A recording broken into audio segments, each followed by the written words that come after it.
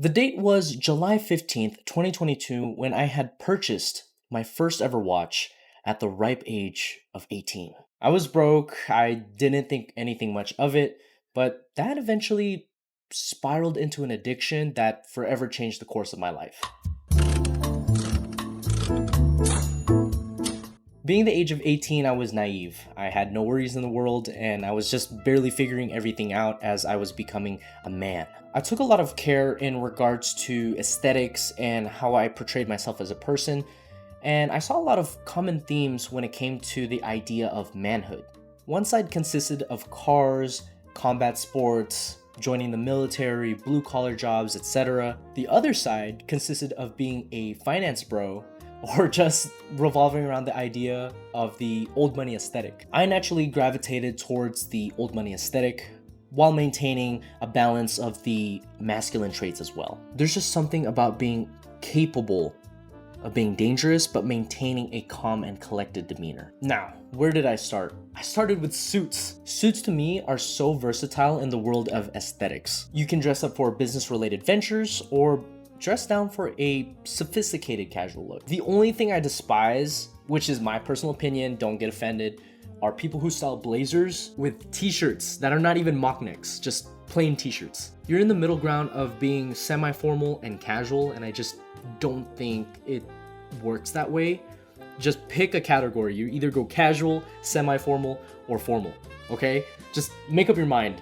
Regardless, I look deeper into the details of suits. The tie, the brooch, the cufflinks, the shoes, the belt, the rings, the bracelet, but most importantly, the watch. The watch by far is the most quintessential accessory for everyone for that matter. I can't think of any other item that garners that much attention, history, care, you name it. So the first thing I did was go to Amazon and went window shopping. I'm pretty sure my search was men's cheap watch and I found Seiko.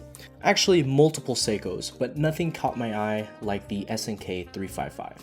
Also due to my budget. It was simple, the dial was clean, and I love the crown being at the 4-hour position rather than the 3. Now, at the time, this was only $112.82 after taxes, and me being 18 at the time was a lot to spend on myself, especially for an accessory rather than a necessity. But I took the chance anyway, and I got my first watch. It was beautiful, a little small to me at the time, but it helped me learn a lot about the fundamentals of horology, if you will. Now, one of the most infamous things that Seiko is known for are their dog water bracelets. At the time, I didn't think much of it because it was my first watch, and at least I learned how to adjust folded link bracelets. Not fun to work with, let's just say that. But for the purpose that this Seiko served, which was telling time and looking good, I mean, it was all I needed. I will forever remember this watch, not only due to the fact that it was my first ever purchased watch, but because it was the first watch that I had worn during my first car accident. It was early in the morning. We were checking out from the hotel. I was with my cousin and my friend in the car, just trying to head home, and then bam, it happened.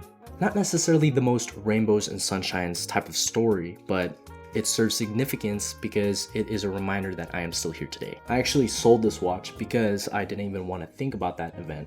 But years later, after I started posting watch content, I actually started to miss that watch. It was a perfect daily, and it served as a reminder that without this watch, my whole collection wouldn't even be possible.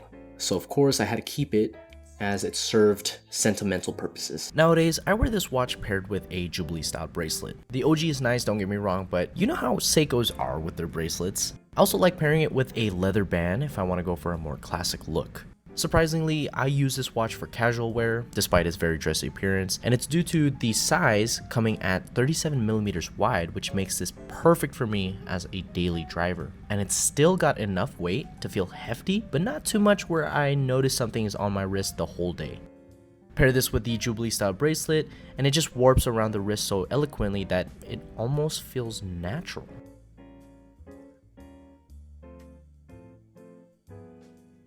Now for some fun facts. Number 1. The dial is not just a silver sunburst dial, but rather a composite of tiny Series 5 logos stacked amongst each other, almost giving it a unique textured effect. It is quite the Easter egg. Number 2. Not this specific watch, but within the 5 Series model, there's a two-tone version that the character Patrick Bateman wears.